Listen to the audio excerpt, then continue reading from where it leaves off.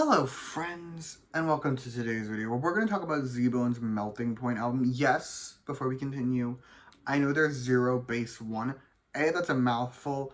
B, I think ZEROBASEONE is more fun, because they're also like ZB1, ZEROBASEONE. Ergo, I call them ZEROBASEONE. It's more fun, and if this is a hill you're really willing to die on, I think we all need to reevaluate some priorities. Anyway, let's go over how this video is going to work, okay? I'm going to run through the track list. I'm going to give you 1 thoughts on each song, and then I'm going to give this album a score out of 10 at the end. However, I do have a couple disclaimers before we continue. Disclaimer number 1, this album is now 6 hours old because of the time change, but either way, I'm still only one listen in. My opinions on these songs very much may change over time. Second disclaimer is, of course, my standard one. Everything I say in this video is just my opinion. You do not have to agree with my opinion because, as the mug always says, music is subjective, and that is great. Okay, now that we have all of that out of the way, let's get started. And first up, we have Melting Point, the song, and it's pretty great. There's some parts I didn't like, there's some parts I didn't love, but for the most part I was feeling the song. Let's start with what I didn't like though, okay? First, the verses. They weren't bad by any means, and I think separate from the background music they were fine, but I didn't like the way they worked in conjunction with the background music. It just sounded off to my untrained ear. The other part I didn't like was in the chorus, specifically the first half of the chorus, they would just like pause singing randomly to sort of show off the flares in the background music. I didn't like that. It had the same energy as like a little kid being like, hey, look what I did. Isn't that so cool? Like, I don't like that.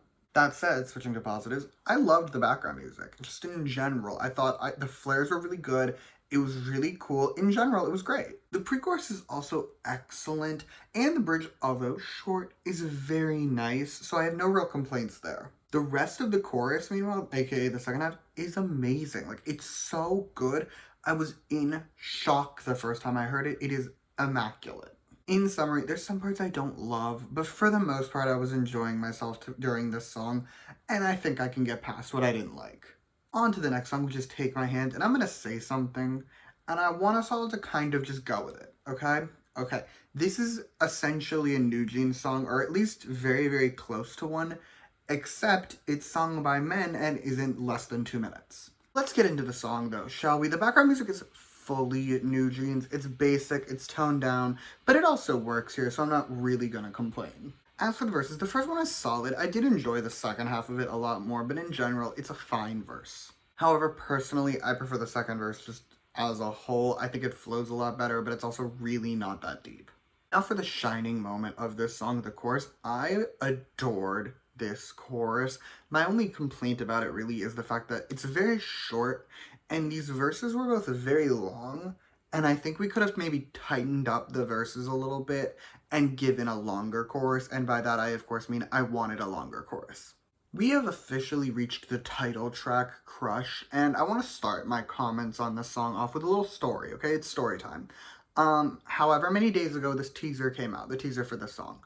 I listened to it, and I sent it to the bestie, and I captioned that clip with something along the lines of, "Say it isn't so." Now, to be fair, this song is nowhere near as bad as the teaser made it sound. The teaser made it sound like it was going to be louder than the love child of Stray Kids and 127's music, and words cannot express how grateful I am that that is not the case. However, I cannot deny that this chorus kind of sucks. The first half is the part that was in the teaser, and it's terrible. Like, it's just, all of it is horrible, coming together to make something more horrible than the sum of its parts, okay? The background music sucks, and the lyrics just are also awful. The second half of the chorus, although better, isn't great either. I don't love it. It's just, it's better, but it's not enough to save the song. Chorus aside, the rest of the song is actually pretty good. I liked the pre-chorus a lot. The verses are solid, and the bridge is amazing. Like, this bridge is what the whole song should have been, because the bridge is a moment, but again, like, none of that is enough to really make up for the chorus to me. Big picture, though, I'm disappointed. I think In Bloom was an amazing song, and this is just nowhere near that level. I think they peaked too soon, and to be fair, so did 101. 101's debut song was always their best title. However, that doesn't make this less disappointing, and I wish they'd followed more of an In Bloom route, instead of essentially giving people the same shitty sound that most boy groups are doing. Moving on, next is Kids Zone, spelled with a Z for kids, and I'm gonna be honest, okay? We're having more honesty time.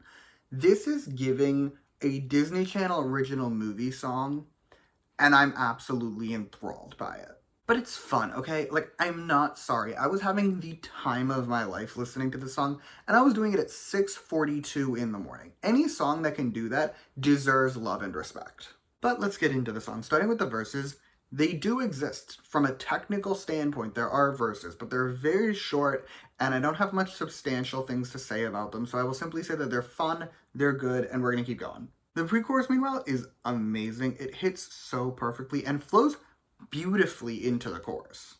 And speaking of the chorus, I'm obsessed with this chorus. I'm obsessed with this chorus to an extent that almost concerns me a little bit because it's so good and I have so much fun to it that I'm scared I'm gonna one day break things. In short, I loved this song.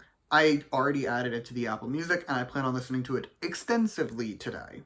We have reached the final song, and last but not least we have Good Night, and this is our token ballad on the album, and it's nice. It's a nice listen. Some people struggled more than others with the vocals, but that's kind of what you get when you do a group like this, where you don't actually let talent, I don't know how to phrase this in the nicest way than possible, but like people are stupid, they're gonna vote for their faves even if their faves can't sing, but that's not the point. My point is, this song is nice, and I liked it. It also earns extra credit because it's giving Christmas energy. I know it is early November.